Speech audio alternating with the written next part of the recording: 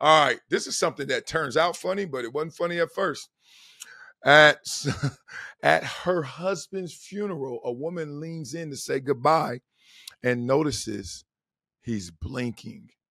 Now, before I even get into the story, I have been to funerals before, and I'm sure you guys have as well.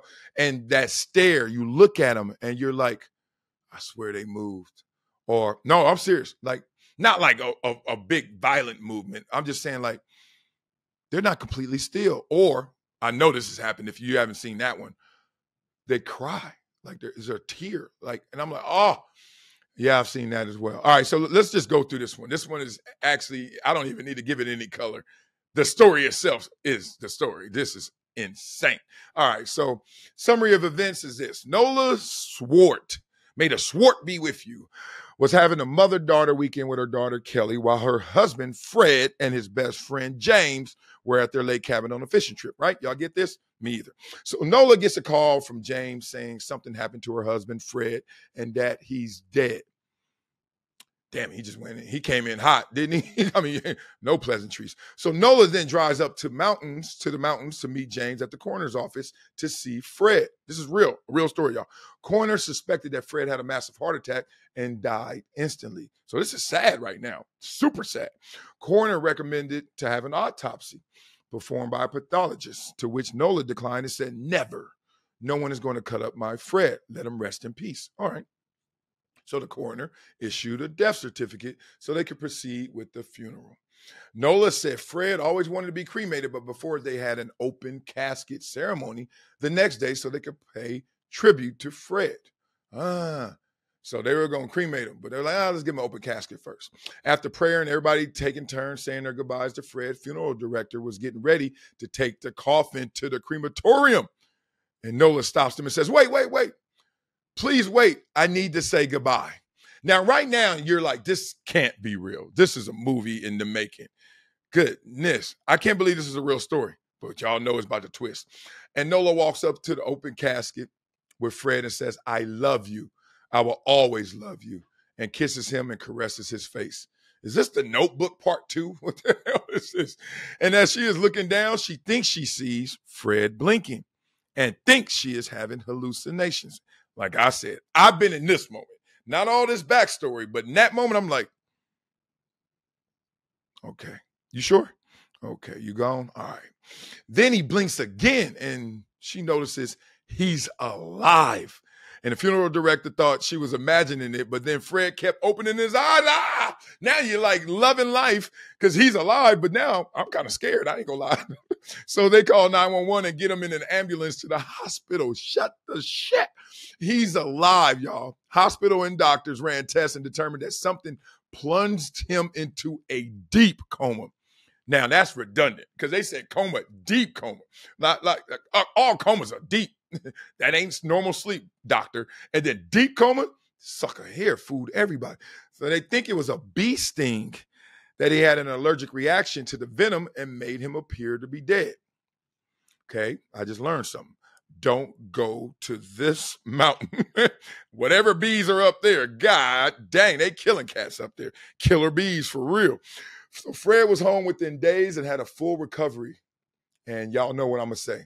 This was a miracle. Oh, my God. Fortunately for Fred, Nola had refused the autopsy or the traditional funeral for which he would have been subjected to an embalming process, right? All those decisions that you just like, no. Don't cremate him. No autopsy. No. Don't embalm him right now. Just open casket and then we'll get to the cremate. What? All of those decisions kept him alive.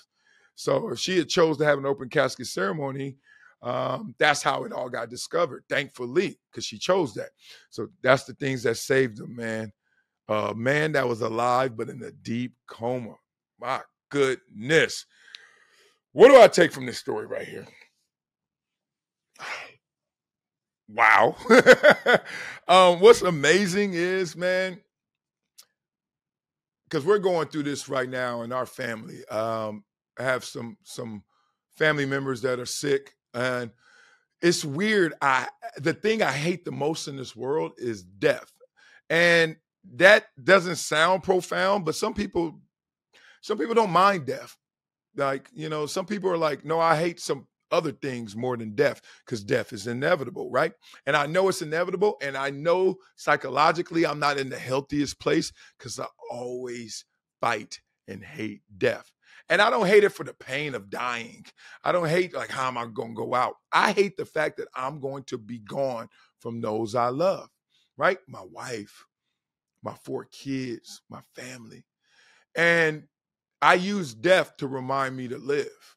I use it, and I'm sure you do as well. Like, you got to tap back into that vibration of appreciation. And for me, death actually does it in a weird way. The most negative thing or the thing that ends it all is the one that gives me all the life. Because I'm like, one day they're not going to be here. One day I'm not going to be here, whoever that is. What? So, man, I'll go around and I'm so mindful of death. Like, and it comes in so many different versions. So, I look at my kids and I'm like, yesterday we went to Lakma Museum, right?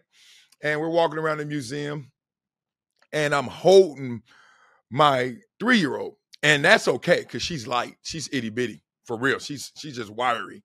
But my 4-year-old wants the same love. She's only a year older, but she a brick house. Like she woo, woo. So when you carry her, you're like, you are laboring. You are working. You filling out a W-2. Like, God dang, this girl is heavy. Point being, though, I do it every time. I pick her up every time. You know me, I sweat. So I'm sweating out my little clothes, whatever the hell I got on.